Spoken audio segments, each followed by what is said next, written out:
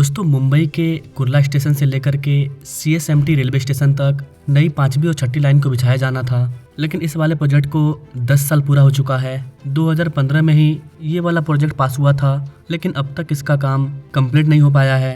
तो आज की इस वीडियो में हम लोग जानेंगे कि कुर्ला से सीएसएमटी के बीच में रेलवे लाइन को बिछाने में क्या प्रॉब्लम हो रही है, कितना काम पूरा हुआ है, कितना काम बचा हुआ है, इसके पूरा हो जाने पर मुंबई करों को क्या फायदा होगा, किस तरह से मुंबई लोकल में ट्रैफिक कम होगी, आखिर इस वाले प्रोजेक्ट में इतना ज़्यादा डिले क्यों हो रहा है, लोगों को और कितना इंतजार करना होगा, इस वाले प्रोजेक्ट के डिले में मेन रीजन क्या है, सेंट्रल रेलवे की जो हार्बर लाइन है उसको क्यों विस्थापित किया जाएगा। आइए डिटेल में बात करते हैं कुर्ला से सीएसएमटी रेलवे लाइन के बारे में। नमस्कार दोस्तों, मैं विकास और आप देख रहे हैं ऑल इंडिया प्रोजेक्ट।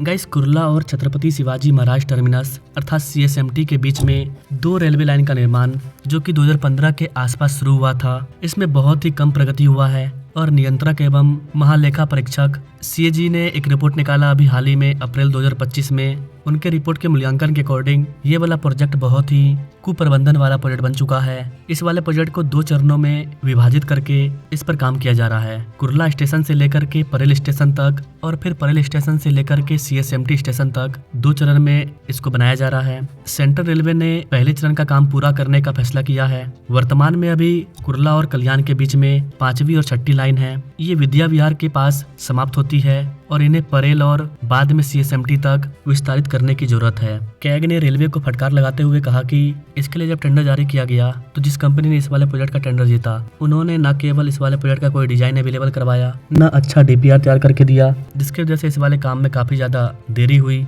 सीएसएमटी और कुर्ला के बीच में 5वीं और 6ठी रेलवे लाइन की जो अनुमानित लागत है वो करीब 900 करोड़ रुपया है आज के टाइम में। यह प्रोजेक्ट मुंबई शहरी परिवहन प्रोजेक्ट MUTP 2 का हिस्सा है और इसका वित्तीय पोषण भारत सरकार और राज्य सरकार दोनों 50-50 के अनुपात में कर रही है। सितंबर 2014 में करीब 890 करोड़ रुपए की बजट के साथ इसको मंजूरी मिल गया और करीब 10 साल बाद जनवरी 2024 आने के बाद भी इसका 50% काम भी पूरा नहीं हो पाया और जो बजट है वो करीब 55% खर्च हो चुका था, अर्थात 500 करोड़ रुपया इसमें खर्च हो गया और इसका 50% काम भी पूरा नहीं किया गया। इतना ज्यादा इसमें डिले हुआ। ना बात करें कि इसमें डिले क्यों हो रहा है, तो गाइस आपको बता दें कि विद्या विहार के बाद कुर्ला पहला स्टेशन है। विद्या विहार और कुर्ला के बीच रेलवे की जमीन अवेलेबल है और यहाँ कोई भी समस्या नहीं है, लेकिन कुर्ला में यह समस्या है कि नए कॉरिडोर का सीधा संरेखण बनाए रखने के लिए सेंट्रल रेलवे की जो मौजूदा हार्बर लाइन है उनकी पटरियों को हटाना होगा। हार्बर लाइन के प्लेटफॉर्म को हटाना जरूरी है।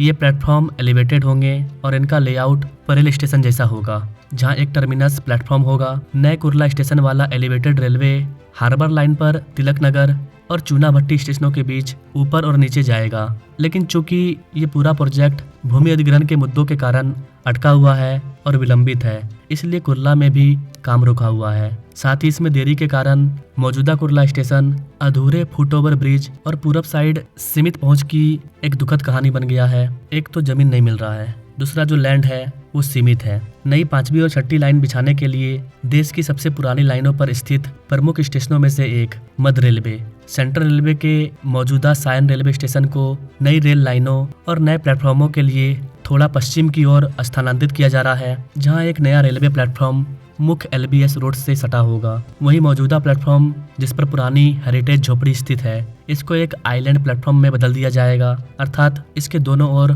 ट्रेनें चलेगी और बीच में ये जो हेरिटेज झोपड़ी है वो रहेगा। साइन ब्रिज पर काम चल रहा है और एक नया स्टेशन भवन लगभग बनकर के तैयार है। नए फुटओवर ब्रिज नए अलाइनमेंट को ध्यान में रख करके बनाए गए हैं। इसके आगे धारावी क्षेत्र में सायन और माटुंगा के बीच भूमि अधिग्रहण की प्रक्रिया 2018 में शुरू हुई, लेकिन मुंबई महानगर क्षेत्र विकास प्राधिकरण अर्थात MMRDA की ओर से परियोजना प्रभावित लोगों का जो पुनर्वास है वो लंबित है। इसके वजह से भी इसमें डिले है कि जो लोग इस वाले प्रोजेक्ट से प्रभावित हो रहे हैं उनका जो पुनर्वास करवाना था उसको अब तक नहीं करवाया गया है। देन इसके आगे माटुंगा में 2018 में एक प्रस्ताव प्रस्तुत किया गया था और सेंट्रल रेलवे द्वारा भुगतान किया गया था, लेकिन MMRDA की ओर से PAP परियोजना प्रभावित लोग इनके पुनर्विकास पर कार्रवाई लंबित है।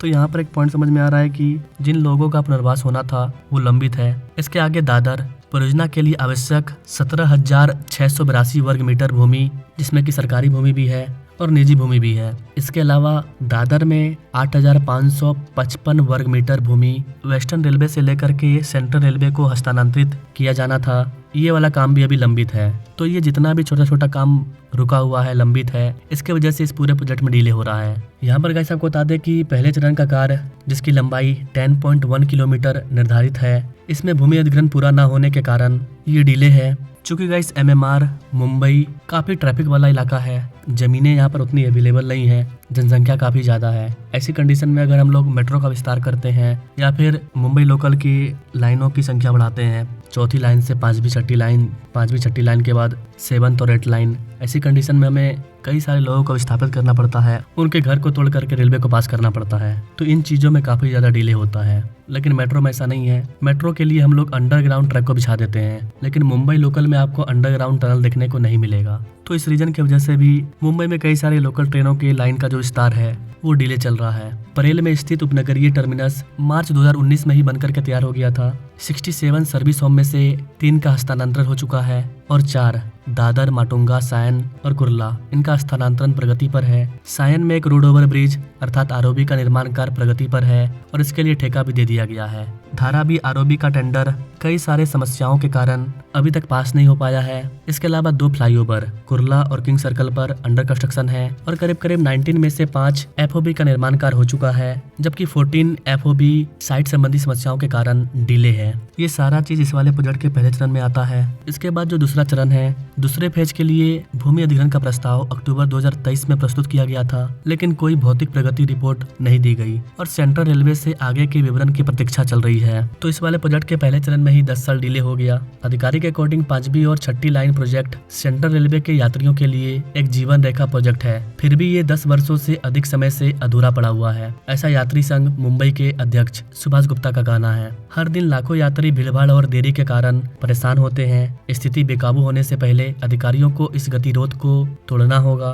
रेलवे को परियोजनाओं से प्रभावित लोगों के साथ सख्त व्यवहार करने की जरूरत है। जो लोग प्रभावित हो रहे हैं उनका पुनर्वास किया जाए, उनको घर दिया जाए जल्द से जल्द और उनके जमीन को लेकर के वहाँ पर काम स्टार्ट किया जाए। IT पेशेवर और थाने निवासी वहाँ के कई सारे आम पब्लिक का मानना है कि रोजाना भीड़भाड़ वाली ट्रेनों में जगह के लिए जूझना लोगों को थका करके रख देता है। मुंबईकर जो कि ऑलरेडी ऑफिस वगैरह से थक करके काम करके लौटते हैं, उसके बाद उनको मुंबई लोकल में जूझना पड़ता है, तो वो और ज़्यादा थक जाते हैं। अगर इस तरह के अतिरिक्त एक्स्ट्रा कॉरिडोर का निर्माण कार्य किया जाता है, ट्रैफिक कम होती है, समय बचता है, सुरक्षा बेहतर होती है, तो इससे मुंबईकरों को काफ़ी ज़्यादा फायदा होगा। लेकिन साल दर साल कोई प्रगति नहीं हो रही है। 2 नई लाइनें लोकल ट्रेनों के आवागमन को बढ़ावा देगी, लेकिन 10 साल से ये प्रोजेक्ट डिले है। 10 साल में जनसंख्या ऑलरेडी बढ़ चुकी है। अगर ये 2 लाइन बन भी जाता है फिर भी उस हद तक ट्रैफिक कम नहीं हो पाएगा, क्योंकि इसमें 10 साल डिले हो गया, 10 साल में जनसंख्या और बढ़ गई। लेकिन इस वाले प्रोजेक्ट को कंप्लीट करना काफ़ी ज़्यादा जरूरी है, क्योंकि इन 2 न्यू रेलवे लाइन के ओपन होने से काफ़ी हद तक ट्रैफिक जाम कम होगा मुंबई लोकल से। सेंट्रल रेलवे के अधिकारी का कहना है कि काम में तेजी लाई गई है और काम जल्द से जल्द पूरा करने के लिए हर संभव प्रयास किए जा रहे हैं। एक अधिकारी ने कहा कि जब तक पुनर्वास के मुद्दे का समाधान नहीं हो जाता, व्यवहारिक रूप से जमीनी स्तर पर कोई भी काम शुरू नहीं हो सकता है। तो जो मेन प्रॉब्लम था मैंने आपको बताया कि लोगों का विस्थापन करना, उनको घर देना। कोई भी आदमी अपना बनाया बनाया घर नहीं तोड़ना चाहता है और सरकार उनको अगर अच्छे तरीके से पुनर्वास नहीं करती है, अच्छा जगह पर घर बना करके नहीं देती है, तब तक वो अपना घर नहीं छोड़ने वाले हैं। और जब तक वो घर नहीं छोड़ेंगे, वो लैंड क्लियर नहीं होगा, तब तक ये प्रोजेक्ट आगे नहीं बढ़ेगा। तो मेन डिले का रीजन यही है, लैंड का एक्वाजिशन नहीं होना, जो लोगों का पुनर्विकास होना है वो नहीं हो पाना। इसके वजह से इस वाले प्रोजेक्ट में डिले हुआ है। साइन ब्रिज का काम 5वीं और 6ठी लाइन के निर्माण का सबसे महत्वपूर्ण हिस्सा है, जो कुर्ला एलिवेटेड स्टेशन और लाइन परियोजनाओं के साथ चल रहा है। इसका काम भी कई सारे भागों में बांट करके किया जा रहा है। मध्य रेलवे के अकॉर्डिंग हम जमीनी स्तर पर जल्दी काम शुरू कर देंगे। रिपोर्ट के अकॉर्डिंग करीब 27,000 वर्ग मीटर भूमि का अधिग्रहण 2018 में पूरा हो गया था, जिसमें करीब 130 करोड़ रुपया खर्च हुआ था। चूँकि इस वाले प्रोजेक्ट में 10 साल डिले भी हुआ है, तो इस वाले प्रोजेक्ट की लागत में भी कुछ बदलाव आएगा, क्योंकि 10 साल में चीज़ों का दाम भी बढ़ा है। आगे इस वाले प्रोजेक्ट को लेकर के कोई और बड़ी अपडेट आती है, जल्द से जल्द इस पर काम स्टार्ट करवाने के लिए सरकार क्या करती है, तो इस पर मैं अलग से अपडेटेड वीडियो ला दूंगा। बाकी आप कुर्ला से CSMT रेलवे लाइन के बारे में क्या कहना चाहेंगे, आप अपने राय कमेंट बॉक्स में जरूर दीजिएगा। और अगर आप मुंबई के ऐसे ही अलग अलग railway, metro, expressway, highway, bullet train, infrastructure development project के बारे में जानना चाहते हैं, तो आप हमें कमेंट कर सकते हैं, मैं उस पर वीडियो ला दूंगा। Now thanks for watching. मिलते हैं अपने लोग अगले वीडियो में, तब तक के लिए जय हिंद।